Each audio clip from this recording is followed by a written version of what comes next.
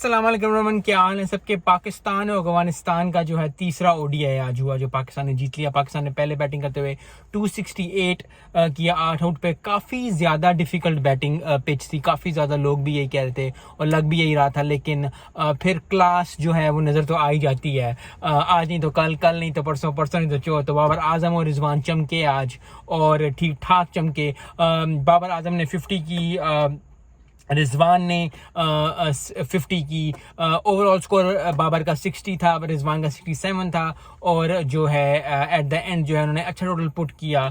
आगा सलमान ने भी 38 स्कोर किया, मोहम्मद नवाज ने भी 30 स्कोर किया। I think that innings was needed by Agha Salman और जो है नवाज, क्योंकि नवाज ने इतनी अच्छी इनिंग्स या इतना ज़बरदस्त जो है बैटिंग, कुछ उनकी डामाडोल हो रही थी और वो डामाडोल होने के साथ साथ जो है उन्होंने काफ़ी अच्छी बैटिंग की। तो ज़रा हो गए, क्योंकि अब एशिया कप भी आ रहा है, वर्ल्ड कप भी आ रहा है, तो हमें नवाज की या आगा सलमान का अगर ऊपर से एक दो विकेटें गिर जाती हैं तो हमें चाहिए कि वो भी एक प्रॉपर इनिंग्स खेलें। 30-35 स्कोर अगर कोई कर लेता है तो कॉन्फिडेंस उसके अंदर आ जाता है कि यार 30-35 कर सकता हूँ, 50 भी कर सकता हूँ, जब 50 कर सकते हैं तो 100 भी कर सकते हैं। टोटल स्कोर किया 268। अफगानिस्तान का था कि अफगानिस्तान बैटिंग अच्छी करेगा, बैटिंग ज़बरदस्त करेगा, लेकिन फिर एक बार हमारे बॉलर्स ने अच्छी बॉलिंग की। डिफिकल्ट पिच थी, they didn't know what to do at certain point, और उसके बाद जो है वो 209 पे ऑल आउट हो गए।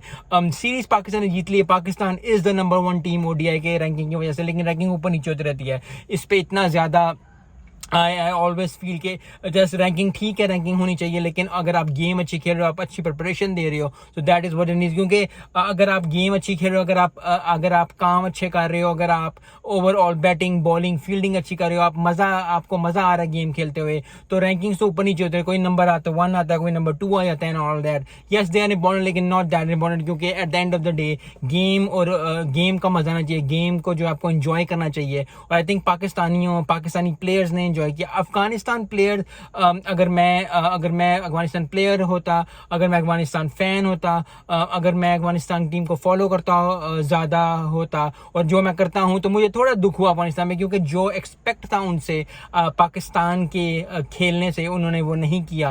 आई थिंक पहले ओडीआई में 59 पे आउट हो गए, बैटिंग नहीं चली। दूसरे में ज़रा प्रेशर नहीं ले सके, बॉलिंग नहीं चली इतना ज़्यादा, और बॉलिंग पे ही ब्लेम आया eight the end of the day.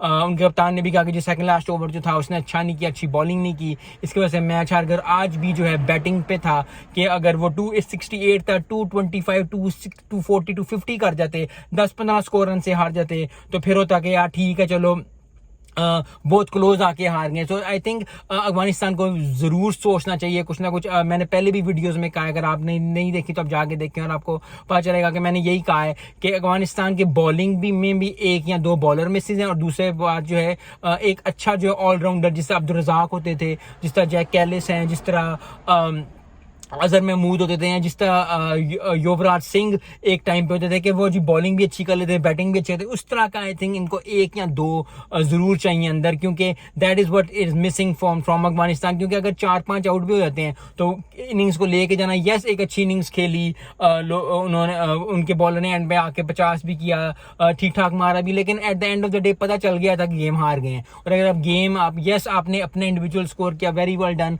Confidence आया होगा, अच्छी बात होगी, कॉन्फिडेंस आना चाहिए, लेकिन ओवरऑल टीम जो है अगर हुआ वो थोड़ा सा मुझे हुआ कि Afghanistan was not and that. क्योंकि अब अफगानिस्तान जो है उसको उन छोटी टीमों की तरह, जैसे स्कॉटलैंड को या आयरलैंड को या यूएई को या यूएसए को जिस तरह लेते हैं, उस तरह इस तरह अफगानिस्तान को अब नहीं लेते। अफगानिस्तान को एक प्रॉपर टीम लेते हैं, क्योंकि T20 में भी ठीक ठाक परफॉर्मेंस देती है, ओडीआई में भी ठीक ठाक परफॉर्मेंस देती है, वनडे में भी ठीक ठाक परफॉर्मेंस देती है। आई होप कि अब आने वाले एशिया कप में वो ठीक ठाक परफॉर्मेंस दें। मिलते हैं नेक्स्ट वीडियो में। अस्सलाम वालेकुम।